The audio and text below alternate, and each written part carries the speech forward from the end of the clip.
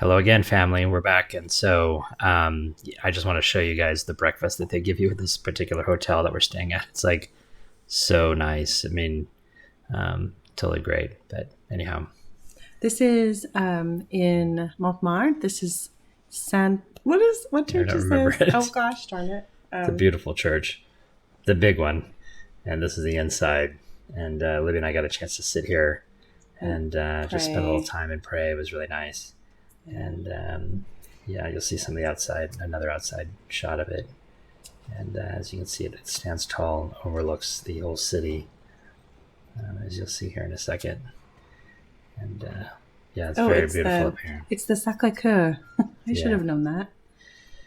We went really early in the morning, so as you can see, there aren't very many people, which was really lovely to get good videos and also just to kind of feel like you were at peace there. There's a abbey that's right next to Sacré-Cœur, and saw a nun coming out of there, so it's still being used today. And this is Montmartre, just walking through the streets. Right next to it, walking distance from it. And another beautiful shot of Montmartre. It's high up in the hills there, so you have to walk up a lot of stairs. Luckily, they have a lot of ways to get up to the top, but you don't have to walk if you have mobility issues. So it's a pretty street there. So we were here for a museum. There's a little art museum we wanted to go to, a little private one, and but our appointment wasn't for another hour, so or it didn't open for another hour, so we were just kind of killing some time. As you can see right Cruising here, around here. just the stairs you need to get up. I think Montmartre used to be like outside the edges of Paris, and then they incorporated into Paris. So this is, I think it's La Maison Rouge. No, La Maison Rose. It's a famous little building there. Yeah, La Maison Rose. Picasso used to frequent that place. It's kind of neat to see a building that Picasso used to hang out in. That's the Museum Montmartre, that we're going to go into in a little bit. And Renoir painted that. He rented this facility for a couple of years and painted here. So yeah, this is the little Montmartre area. Super cute. We ate at that cafe with the red awning.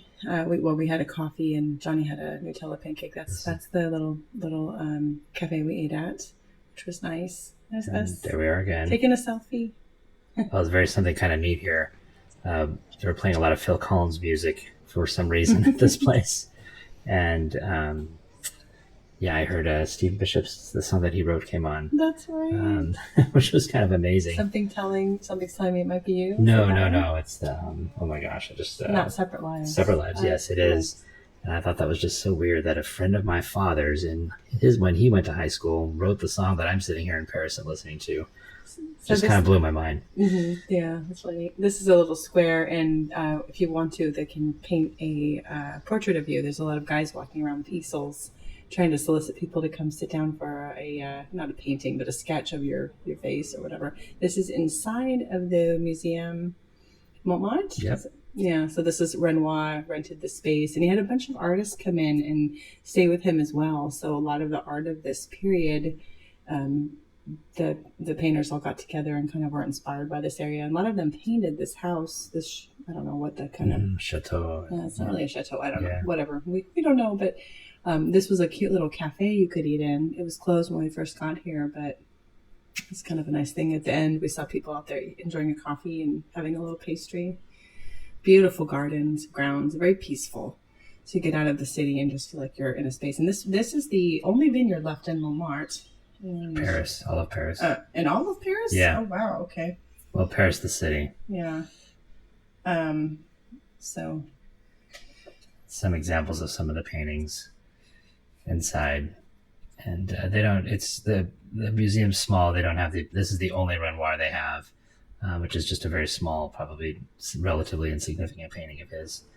And then this is us going back down. You have to go down up and down these huge steps to get there. Libby was a champ. She did great. We went slow. yeah, Actually, we took I was a little breaks. slower than Libby. And this is in the 19th. This is the Canal Saint Martin. And we kind of just cruised up there. Oh, this is the... Hold on, I wrote it down. No, I'm not. Just Going too fast. Oh, shoot. Well, anyway, that was the Place de Vosges. Henry the 4th made that in 1605. And now we're going to the Musée de l'Orangerie, and this is the big museum. So now this is where you're going to have, some of the major artists, including some Monet's. Monet designed this room himself. These are his paintings that he did just around World War II or just after World War II, I believe. And so he designed the room and did the paintings. It took him many years. And they still stand here today. We learned kind of an interesting fact that these weren't even that popular when he did it, and they would have other exhibits in this room and block the paintings because this style of painting wasn't very impressive until around the 50s when people began to start appreciating it. So it's funny what these have become today versus what they were when he did it. And these are just some of the close-up photos I took of it. How he got that effect. Yeah, that's so amazing. Very nice. There's my beautiful. There's me. And interesting. So there's a real painting of this. That's a real Monet. We're going there tomorrow. And who was the artist that painted this? I forgot. Yeah, this is a Picasso. Yeah, and it's so interesting. These like famous paintings by these famous artists or whatever are just sitting on the wall. Hello, family. Hi, guys. We're about to see a concert that we found. I just randomly found it. I was looking for just things to do in Paris that were not like touristy. So there's just some random concert, but we're across the street from Notre Dame going to a church, and it's an ensemble by music from Bach, Vivaldi, and Mozart. So I think that's kind of cool because there's a somewhat family tie to Bach. We're going to go to Salzburg where it once over, so that's kind of neat. Anyway, it should be about an hour, then we're going to get some dinner after that. It's been a very long day. We're having a great time. We love you all so much. Love you. Bye. Okay, so this is inside the church, and here's a little bit of the music.